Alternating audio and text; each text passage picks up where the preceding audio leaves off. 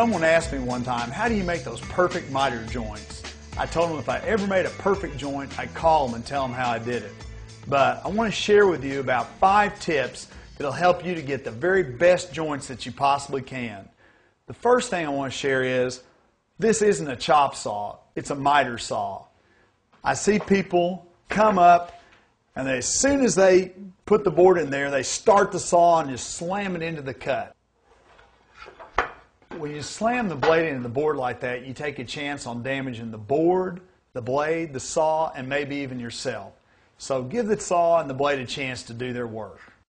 The second thing that I always pay close attention to is keeping the saw clean and making sure there's no debris back against the fence, because all it takes is the slightest bit of sawdust buildup or debris to hold that board a little bit out, and then your cut's not going to be accurate.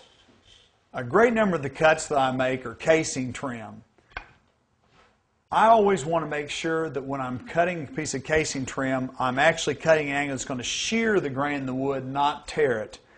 Sometimes I see people turning the board around like this and making a cut from this direction, but that's actually tearing out the wood fibers instead of shearing it.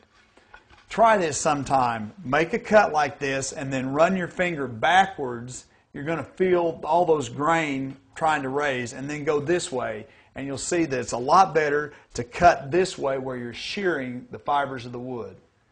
Some people say measure twice and cut once. I almost never try to get the cut exact the first time. I'd much rather cut it close and then make a second cut to make sure that I get the joint I want. Try this sometime if you want to take just a little bit off of a cut. Place the board against the saw, lower the blade all the way down, and then slide the board against the blade. When you raise up and come back down, you're going to find that you take just a little bit off the board. One thing that I found in life is true: you get exactly what you pay for. Instead of spending money on several cheap saws over time, invest in the best saw that you can up front. Then once you've got the best saw that you possibly can, start using the best blade that you can. This is the blade that I use. When you put a blade like this on your saw, there'll be a noticeable improvement in the quality of cuts that you get.